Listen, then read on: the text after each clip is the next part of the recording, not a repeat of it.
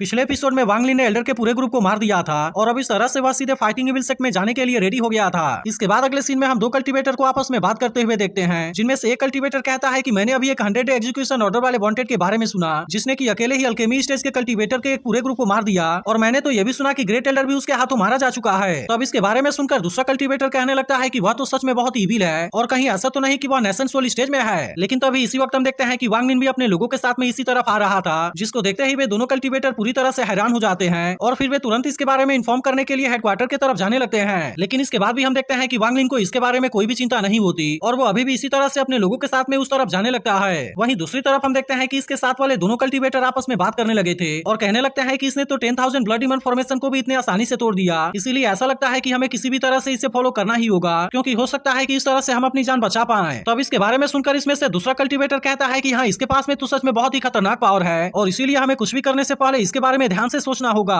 वहीं सिंह भी सोचने लगता है कि अभी इस समय मुझे इसे ही फॉलो करना चाहिए, क्योंकि हो सकता है कि इसके साथ रहकर मुझे ग्रो करने का और ज्यादा चांस मिल सके। तभी वांग लिन सोचने लगता है कि अगर उसे इस खतरनाक जगह में अपना पैर जमाना है तो अब इसके लिए फाइटिंग इविल सेक्टर के ऊपर कब्जा करना सबसे बेस्ट चॉइस होगा। लेकिन इसी के साथ हम देखते हैं कि उसका बहुत सारे स्पिरिचुअल कॉन्शियसनेस भी कंज्यूम हो गया होता है, इसीलिए वो सबसे पहले इसे रिकवर करने के बारे में डिसाइड करता है। तभी इसी बीच मुआन भी इसके तरफ देखते हुए कहती है कि इसने तो सच में कर दिखाया, क्योंकि उसने कहा था कि नेशन सोल स्टेज में एंटर करने वाला वो पहला आदमी होगा। लेकिन फिर वो कहने लगती है कि मैं जब पहली बार उससे मिली थी मैंने गलती से उसे सुन युकाई समझ लिया था, जिसके वजह से हमारे बीच में बहुत बड़ी मिसअंडरस्टैंडिंग भी हो गई थी। लेकिन मुझे ऐसा लगता है कि अगर उस समय हमारे बीच में फाइट हो गई होती तब उस तरह से वहां पर मौजूद सारे लोग इसके हाथों से मारे गए होते और फिर मैं कभी भी इसके लिए खुद को माफ नहीं कर पाती। लेकिन तभी वांग लिन उसे कहता है कि तुम्हें किसी भी चीज के बारे में चिंता करने की जरूरत नहीं है, क्योंकि मैं जैसे ही इस मैटर को पूरी तरह से सॉल्व कर लूंगा तब उसके बाद मैं तुरंत ही तुम्हें बर्निंग अलायंस में वापस भेज दूंगा। लेकिन तभी हम देखते हैं कि इसके बारे में सुनकर मुआन थोड़ी सी परेशान हो गई थी और इसे देख ऐसा लगता है कि अब वो वांग लिन को पसंद करने लगी है। इसके बाद हम देखते हैं कि वे इसी तरह से आगे बढ़ते हुए एक जगह पर आकर रुक गए थे, जहाँ एक मास्टर कहने लगता है मैंने सुना कि कोई 100 डे एग्जीक्यूशन ऑर्डर के अंडर में है और ग्रेट एल्डर ने जब तुम्हारे साथ में कुछ करने का कोशिश किया तो तुमने उनको मार दिया। इसके अलावा तुमने और भी बहुत सारे डिसाइपल्स को भी मार दिया है। लेकिन क्या इसके बाद भी सच में तुम्हें लगता है कि तुम इसी तरह से मेरे फाइटिंग इविल सेक्टर के स्टूडेंट को मारते रहोगे?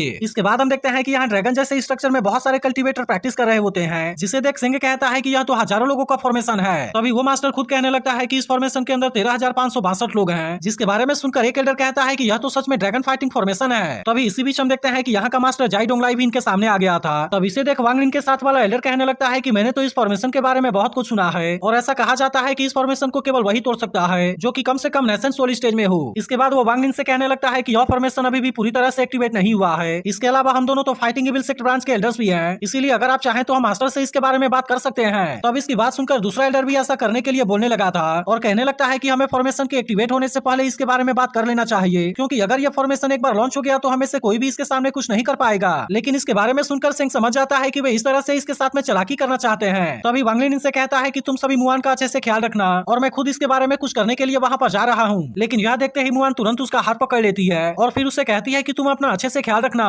जिसके बाद हम देखते हैं कि वांग लिन सीधे फॉर्मेशन के ऊपर अटैक करने के लिए आ गया था, क्योंकि ऐसा करने के लिए यही सबसे अच्छा टाइम होता है। लेकिन तभी हम देखते हैं कि कुछ एल्डर सामना करने के लिए यहाँ पर आ जाते हैं और वे तुरंत अपने पावर से इसके ऊपर अटैक करने के लिए एक बहुत बड़े स्पॉट को समन कर लेते हैं। लेकिन इसके बाद भी हम देखते हैं कि वांग लिन को इसके बारे में कोई भी चिंता नहीं होती और वो भी इनका सामना करने के लिए अपने फ्लैंक स्वॉर्ड को रेडी कर लेता है। अब इस तरह से हम देखते हैं कि उसने इनके जायंट स्वॉर्ड को बहुत ही आसानी से डिस्ट्रॉय कर दिया था, जिसे देखते ही वे सभी फिर से अपने पावर का यूज करके इसके ऊपर अटैक करना स्टार्ट कर देते हैं। लेकिन अभी भी हम देखते हैं कि वांग लिन ने इनके अटैक से खुद को बहुत ही आसानी से बचा लिया था, मगर इसी के साथ वो अपने डेथ स्पेल का यूज करके इनके ऊपर अटैक कर देता है, जिसके वजह से वे उसके इस पावर के सामने कुछ भी नहीं कर पाते और इस तरह से वांग लिन इनको भी मारकर इनके कॉन्शियसनेस को अपने पास में कैद कर लेता है। अब इसके वजह से हम देखते हैं कि बाकी कल्टीवेटर पूरी तरह से हैरान हो गए थे और इनको समझ में नहीं आ रहा था कि आखिरकार उसने इनको इतने आसानी से कैसे मार दिया। तभी इसी बीच हम देखते हैं कि वो अपने पास वाले सारे कॉन्शियसनेस को एक साथ में यूज करके फॉर्मेशन के ऊपर अटैक करता है। लेकिन इसके बाद भी डोंगलाई ने इसके अटैक को बहुत ही आसानी से रोक लिया था और अब इस तरह से वो अपने इस फॉर्मेशन को एक्टिवेट करने का डिसाइड कर लेता है। जिसके बाद हम देखते हैं कि उसके बाकी लोग भी इसके लिए पूरी तरह से रेडी हो गए थे और फिर वे सभी अपने पावर को एक साथ में यूज करके इस फॉर्मेशन को एक्टिवेट करने लगते हैं। लेकिन अब इसके पावर के वजह से डोंगलाई की कल्टीवेशन भी बढ़ने लगी थी और अब वो फिल फॉर्मेशन के लेट स्टेज से ग्रेट कंजम्पशन स्टेज में एंटर कर गया था। लेकिन अभी भी हम देखते हैं कि वह ब्रेक थ्रू करने वाला था, जिसे देख वे सभी पूरी तरह से हैरान हो गए होते हैं और वांग लिन कहता है कि यह तो फैंटम बेबी रिल्म है। जिसके बाद सिंह कहने लगता है कि यह नेशन सोल के अर्ली स्टेज के बीच का है और इसीलिए अभी भी वो नेशन सोल स्टेज में एंटर नहीं हुआ है। लेकिन अब इसके वजह से हम देखते हैं कि इसके बारे में सोचकर सिंह भी काफी परेशान होने लगा था, क्योंकि उसे ऐसा लग रहा था कि वांग लिन इसे भी बहुत ही आसानी से हरा देगा। लेकिन अब तो यहाँ की सिचुएशन पूरी तरह से चेंज हो गई है और इसीलिए वो कहने लगता है कि मेरा सोल ब्लड तो इसी के पास में है, जिसके वजह से अगर वो यहाँ पर मारा गया तो उसके साथ में मैं भी यहाँ पर मारा जाऊंगा।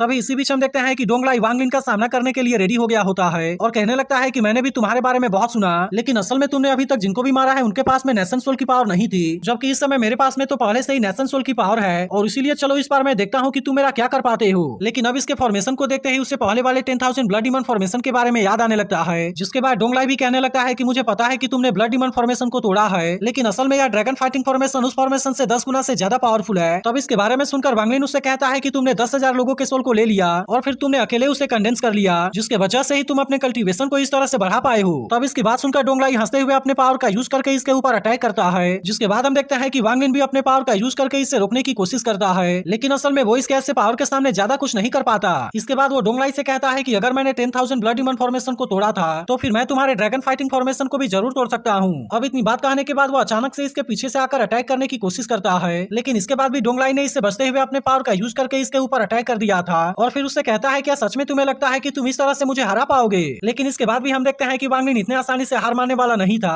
और मुआन भी उससे कहती है कि तुम्हें फॉर्मेशन को तोड़ने के लिए फॉर्मेशन आई को खोजने की जरूरत है। वहीं दूसरी तरफ हम देखते हैं कि वांग लिन इस पर अपने फ्लाइंग शॉट का यूज करके इसके ऊपर अटैक करने की कोशिश करता है, लेकिन इसके बाद भी डोंगलाई ने इसके अटैक को बहुत ही आसानी से रोक लिया था, जिसके वजह से वांग लिन इस बार भी उसका कुछ नहीं कर पाता और अब इस तरह से वो इसके ऐसे पावर को देख हैरान हो गया होता है। तभी डोंगलाई हंसते हुए कहने लगता है कि मैं पिछले सैकड़ों सालों से फाइटिंग विल सेक्ट में हूँ, लेकिन आज तक मैंने किसी को भी नहीं देखा जो कि इस फॉर्मेशन को तोड़ने में कामयाब हो पाया हो। तभी इसी बीच वांग लिन लुओगु को इसके ऊपर अटैक करने के लिए भेजता है, लेकिन डोंगलाई के कल्टीवेशन को देखते ही इसकी हालत पूरी तरह से खराब हो गई थी और फिर वो तुरंत अपनी जान बचाने के लिए वहाँ से भागने लगता है। तभी इसी वक्त हम देखते हैं कि डोंगलाई अपने ड्रैगन का यूज करके लुओगु को निकल जाता है और कहने लगता है कि क्या तुम्हारे पास में केवल इतनी ही पावर है जिसका यूज करके तुम यहाँ पर मेरा सामना करने के लिए चले आए। तब इसकी बात सुनकर वांग लिन कहता है कि मैं तो तुम्हारे पूरे सेक्टर को बर्बाद कर दूंगा और तभी अचानक से लुओगु इसके ड्रैगन को कंज्यूम कर जाता है। तब इसे देखते ही डोंगलाई हैरान होते हुए कहता है कि ये क्या है, जिस पर लुओगु कहता है कि मैं इस वर्ल्ड का नंबर 1 डेविल हूँ और अब इस तरह से हम देखते हैं कि वे दोनों एक साथ मिलकर डोंगलाई के ऊपर अटैक करने लगे थे। तभी अचानक से डोंगलाई भी इनके ऊपर अटैक करने के लिए अपने किसी पावर को एक्टिवेट करने लगता है, लेकिन यह देखते ही वांग लिन तुरंत अपने पावर का यूज करके इसे कैंसिल कर देता है और फिर वो अपने पाम टेक्निक की मदद से इसी के पावर का यूज करके इसके ऊपर अटैक करने के लिए आने लगता है। लेकिन तभी अचानक से हम देखते हैं कि डोंगलाई अपने टेलीपोर्टेशन पावर का यूज करके यहाँ से गायब हो जाता है, जिसके वजह से वांग लिन का अटैक इसका कुछ भी नहीं कर पाता